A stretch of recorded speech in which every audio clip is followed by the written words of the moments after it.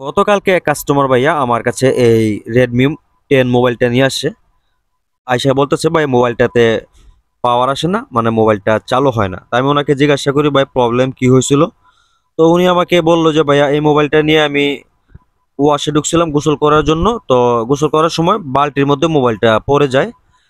তারপরে উনি মোবাইলটা তুলে আগুনে সেকা দিয়ে বা কারেন্টের যে বাল্বে শুকিয়ে মোবাইলটা 15 দিন থেকে মোটামুটি চালাইতেছে। তো গতকালকে থেকে নাকি হঠাৎ করে এটা চালু হচ্ছে বন্ধ হচ্ছে। তো গতকালকে প্রবলেম হওয়ার পরেও উনি কাজ করে নাই, ভাবছে এটা ঠিক হয়ে যাবে। উনি আবারও আগুনে তাও দিছে, দেওয়ার পর এক পর্যায়ে মোবাইলটাতে পাওয়ার আসে না। আর বিশেষ করে পানিতে পড়া মোবাইলগুলো যখন আপনার 1 সপ্তাহ 2 সপ্তাহ 1 মাস দেরি হয়ে যায়, সেই মোবাইলগুলো কিন্তু অনেকটা সেকশন পানিতে পড়ার পর দেখেন, এই যে আইসির ভিতরে দেখেন, এই দেখেন দুইটা সাইড, এই দেখেন দুইটা সাইড কিন্তু অলরেডি দেখেন পানির যে মরিচাগুলো দেখেন, যে পানি পড়ার যে পরে যে জংকার, এই জংকারগুলো কিন্তু আপনার সিপিইউ আইসির মধ্যে দেখেন কি অবস্থাটা হয়েছে। আমি এই যে ওয়াশ করার পর দেখেন একদম ক্লিন। তো যেই কথা বলতেছিলাম যে পানিতে পড়া মোবাইলগুলো যদি আপনি দ্রুত সার্ভিসিং না করে আপনারা চেষ্টা করেন যে আপনি আগুনের তাও দিয়ে কিংবা আপনার বাল্বের হিট দিয়ে মোবাইলগুলো চালানোর জন্য, আমি বলবো যে এর থেকে বোকামি আর অন্য কোনো কিছু আর হয় না।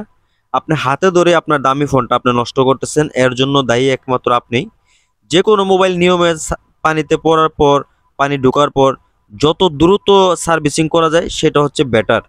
তো এই যে মোবাইলটা 15 দিন আগে পানিতে পড়ছে, কোনো রকম সার্ভিসিং করেনি, গতকালকে মোবাইলটা চালু হয়েছে বন্ধ হয়েছে, তারপরে উনি আগুনে তাও দিছে কিন্তু কোনো সার্ভিসের ঘরে নিয়ে যায় না। আজকে যখন মোবাইলটা ডেড, এক পর্যায়ে আসলে এটা বলা যায় ডেড, ডেড মোবাইলটা উনি নিয়ে আসছে কাজ করানোর জন্য। তো এই মোবাইলটা আমি প্রথমে সার্ভিসিং করি, সার্ভিসিং করার পরে দেখতে পারলাম কোনো রকম কোনো রিডিং নাই, অসংখ্য পার্টস এটার প্রবলেম ছিল। তো সেই ভিডিওটুকু আমি স্কিপ করছি। তারপরে যেটা প্রবলেম পেলাম সেটা শর্টকাটে যদি বলতে যাই, যে আপনার সিপিইউ আইসিটা অতিরিক্ত হিট হচ্ছিল, তার জন্যই কিন্তু দেখতে পাচ্ছেন সিপিইউ আইসিটা খুলে প্রথমে আমি পরিষ্কার করে আইসিটা বল করে লাগিয়ে নিচ্ছি।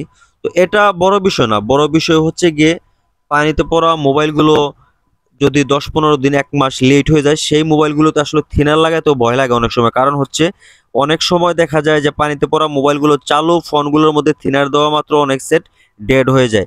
এরকম আমার হাতে অনেক এরকম প্রবলেম আমি পাইছি। তো ফ্রেন্ডসদের উদ্দেশ্যে একটা কথাই বলবো, এই ধরনের কাজ যারা করেন যে পানিতে পড়া মোবাইলগুলো আপনারা চান আগুনে তাও দিয়ে চালাতে, এভাবে কখনোই চালাবেন না। আপনার নিকটস্থ যে মোবাইল সার্ভিসিং এর দোকানগুলো আছে, ভালো সার্ভিস যারা করে, তাদের মাধ্যমে যত দ্রুত পারবেন আপনার হাতের স্মার্টফোনটা সার্ভিসিং করে নেবেন। সেক্ষেত্রে আপনারই লাভ হবে। যদিও 2 টাকা আপনার খরচ যাবে, কিন্তু আপনার হাতের স্মার্টফোনটা কিন্তু আপনি অনেক দিন চালাতে পারবেন। তো ফ্রেন্ডস, মোবাইলটার আইসি রিবোলিং করার পর এখন চালু করার পালা। তো দেখতে পাচ্ছেন মোবাইলটা চালু হয়ে গেছে। এই ধরনের ইন্টারেস্টিং ভিডিওগুলো পাওয়ার জন্য অবশ্যই পেজটিকে ফলো দিয়ে লাইক কমেন্ট করবেন, ভিডিওগুলো শেয়ার দিয়ে আপনার টাইমলাইনে রেখে দিবেন।